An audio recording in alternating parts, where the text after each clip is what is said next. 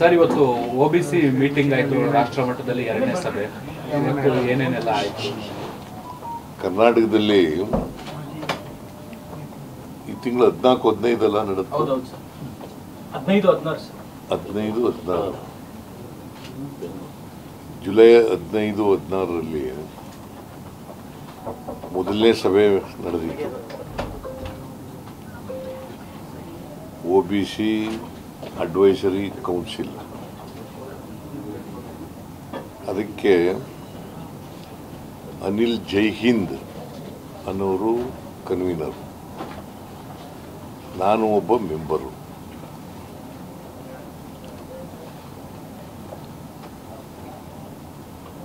ಅದರಲ್ಲಿ ಅಶೋಕ್ ಗೆಹ್ಲೋಟ್ ಮೆಂಬರ್ ಇದ್ದಾರೆ, ಬಘೇಲ್ ಅವರು ಮೆಂಬರ್ ಇದ್ದಾರೆ, ನಾರಾಯಣ ಸ್ವಾಮಿ ಮೆಂಬರ್ ಇದ್ದಾರೆ, ವೀರಪ್ಪ ಮೊಯ್ಲಿ ಅವರು ಮೆಂಬರ್ ಇದ್ದಾರೆ, ಹರಿಪ್ರಸಾದ್ ಮೆಂಬರ್ ಇದ್ದಾರೆ. ಹೀಗೆ MP ಗಳು MLA ಗಳು ಬಹಳ ಜನ ಮೆಂಬರ್ಗಳಾಗಿದ್ದಾರೆ ದೇಶದ ಇದರಲ್ಲಿ. ಯಾಕಂದರೆ OBC ಡಿಪಾರ್ಟ್ಮೆಂಟ್ ಇದೆಯಲ್ಲ, AICCನಲ್ಲಿ OBC ಡಿಪಾರ್ಟ್ಮೆಂಟ್ ಇದೆಯಲ್ಲ, ಆ OBC ಡಿಪಾರ್ಟ್ಮೆಂಟಿಗೆ ಅನಿಲ್ ಜೈಹಿಂದ್ ಅನ್ನೋರು ನ್ಯಾಷನಲ್ ಪ್ರೆಸಿಡೆಂಟು. ಅವರು ನನ್ನನ್ನು ಭೇಟಿ ಮಾಡಿ, ಮೈಸೂರಿನಲ್ಲಿ ನೀವು ಅಡ್ವೈಸರಿ ಕೌನ್ಸಿಲ್ ಮೀಟಿಂಗ್ನ ಮೊದಲನೇ ಸಭೆ ಮಾಡಲಿಕ್ಕೆ ಆತಿಥ್ಯ ವಹಿಸಬೇಕು ಅಂತ ಹೇಳಿದ್ರು. ಆಯಿತು, ಮಾಡೋಣ ಅಂತ. ಆತಿಥ್ಯ ವಹಿಸೋಕ್ಕೆ ನಮ್ಮ ಸರ್ಕಾರ ತಯಾರಾಗಿದೆ, ಮಾಡೋಣ ಅಂತ ಹೇಳಿ. ಹಾಗಾಗಿ 15-16ನೇ ತಾರೀಕು ನಡೀತು.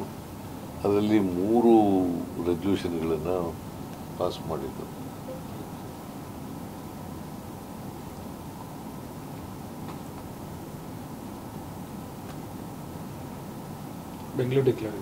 ಬೆಂಗಳೂರು ಡಿಕ್ಲರೇಷನ್ ಅಂತ ಒಂದು, ಅದರಲ್ಲಿ 3 ಅದರಲ್ಲ, ಬೆಂಗಳೂರು ಡಿಕ್ಲರೇಷನ್ ಅನ್ನೋದೇ ಒಂದು ರೆಸಲ್ಯೂಷನ್, ಅದೇ ಮೊದಲನೇ ರೆಸಲ್ಯೂಷನ್.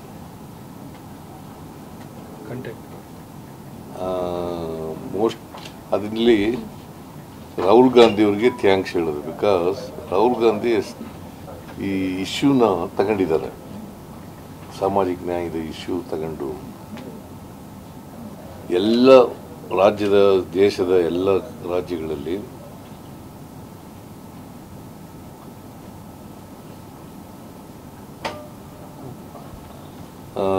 ತೆಲಂಗಾಣದಲ್ಲಿ ನಡೆದಿರೋ ರೀತಿಯಲ್ಲಿ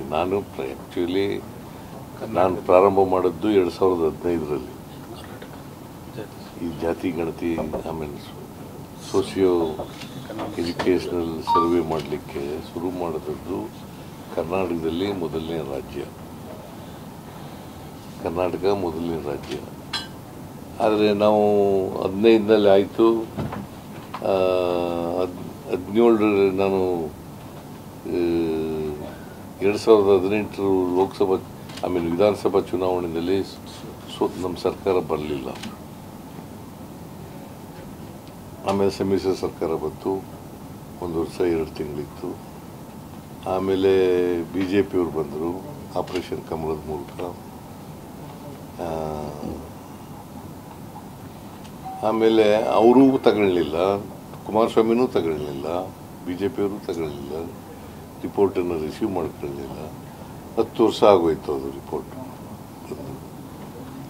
ಸೊ 10 ವರ್ಷ ಇರೋದ್ರಿಂದ ಕಾನೂನು ಪ್ರಕಾರ 10 ವರ್ಷ ಆಗಿದ್ದರೆ ಅದನ್ನು ಎನ್ಯುಮರೇಟ್ ಮಾಡಬೇಕು ಅಂತ ಇದೆ.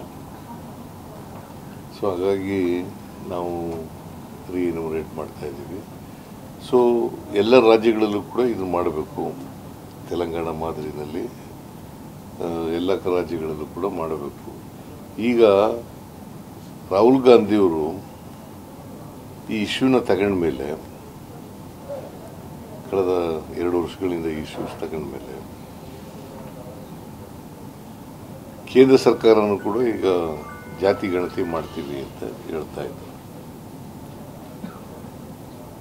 ಜಾತಿ ಗಣತಿ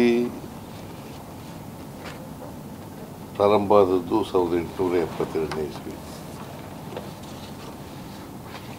1931 ಕೊನೆಯ ಜಾತಿ ಗಣತಿ ನಡೆದಿದೆ. 1931 ಇಸ್ವಿ ಕೊನೆಯ ಜಾತಿ ಗಣತಿ. ಅದಾದಮೇಲೆ ಜಾತಿ ಗಣತಿ ಆಗಲಿಲ್ಲ. 1931 ಆದಮೇಲೆ